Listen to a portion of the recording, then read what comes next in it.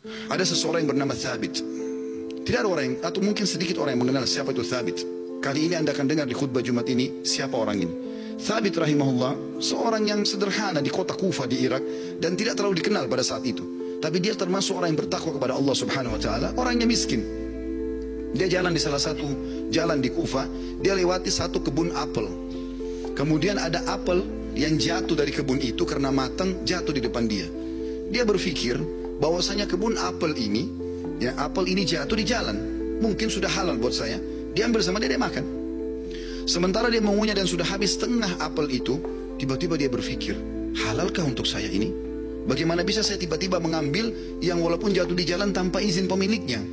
Maka dia berhenti makan, sisa mulutnya dibuang. Ada yang sudah tertelan, ada yang dibuang, ada yang masih tersisa setengah di tangannya. Lalu dia segera dengan ketakutan masuk ke dalam kebun tersebut mencari. Dia temukan ada sebuah rumah gubuk, lalu dia berkata, apakah Anda pemilik kebun ini? Dia mengatakan, bukan. Pemilik kebun ini jaraknya 1 hari dari sini. Kata pemilik orang penjaga kebunnya, kenapa? Dia bilang, saya tadi mendapatkan apel jatuh di sini, kemudian saya makan setengahnya. Saya pikir karena jatuh di jalan, mungkin halal buat saya. Tapi tiba-tiba saya ketakutan sekali, takut Allah hisab dengan apel ini. Tolong Anda halalkan. Kata pemilik kebunnya atau penjaga kebun pun, karena dia bertakwa sama Allah, dia nggak langsung main halalin. Dia mengatakan, sungguh tidak ada di tangan saya wenan itu. Pemilik kebun ada 1 hari dari sini. Kata Thabit rahimahullah, demi Allah saya akan datang ke sana. Jalan sehari semalam jalan kaki hanya untuk mencari kehalalan setengah apel yang sudah dia makan. Karena takutnya dihisab hari kiamat. Begitu dia datang ketemu sama pemilik kebun itu, kemudian pemilik kebun itu ditanya sama dia, Thabit bertanya, apakah Anda pemilik kebun yang ada di sini dan di situ? Dia mengatakan iya. Dia bilang, saya jauh-jauh datang sehari semalam perjalanan karena kemarin kejadiannya begini. Saya temukan ada apel jatuh satu dari pohon Anda di jalanan, lalu saya memakannya karena saya lapar. Kemudian saya tiba-tiba ketakutan pada saya sudah makan setengah. Setengahnya sudah ada, sebagian saya makan, sebagian sudah saya buang, ini setengahnya tersisa. Walaupun sudah busuk saya tetap bawa. Tolong halalkan. Orang tersebut melihat halal gitu. Lalu kemudian dia mengatakan, pemilik kebunnya mengatakan, apakah kau jauh-jauh datang untuk itu? Dia bilang iya. Kata pemilik kebunnya, saya akan halalkan sama kamu tapi dengan satu syarat.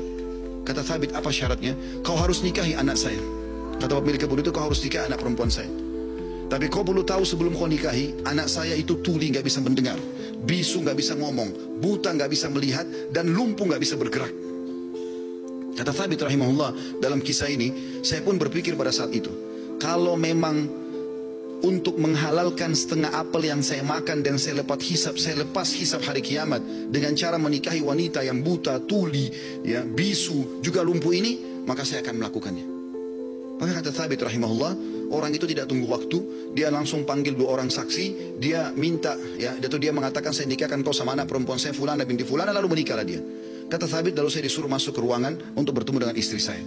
Terjadi sesuatu yang unik. Begitu saya masuk ke dalam kamar tersebut, kamar itu sangat indah dan bersih. Lalu saya mengatakan, Assalamualaikum warahmatullahi wabarakatuh. Saya kaget, istri saya menjawab salam.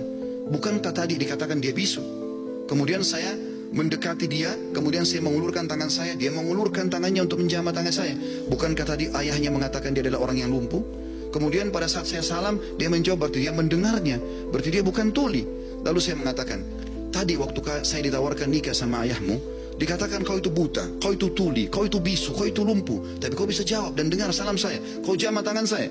Bagaimana penjelasannya? Kata perempuan tersebut, benar perkataan ayah saya. Mata saya memang buta karena selama ini saya belum pernah melihat sesuatu yang haram. Saya buta dari yang haram. Telinga saya tuli dari sesuatu yang haram karena sampai detik ini belum pernah telinga saya dengar yang haram. Lisan saya bisu dari sesuatu yang haram karena tidak pernah saya ucapkan kecuali yang halal atau yang boleh saja. Dan tubuh saya tidak pernah tersentuh kecuali yang halal. Dan ayahku memilihmu sebagai suamiku karena kau telah takut kepada Allah dan meninggalkan yang haram. Apa yang terjadi teman-teman? Kata Thabit, saya pada saat membuka tirai penutup wajah perempuan terus, saya temukan perempuan itu orang yang paling cantik, orang yang paling salihah, bahkan menghafal kitabullah. Dan subhanallah, dari keberkahan pernikahan yang meninggalkan yang haram itu, lahir seorang ulama muslimin, Abu Hanifah rahimahullah. Salah satu ulama dari 4 madhab yang hampir seluruh Eropa, Turki, bahkan India dan Pakistan menggunakan madhabnya. Lahir dari seorang Thabit, masyarakat biasa yang meninggalkan sepotong apel yang haram.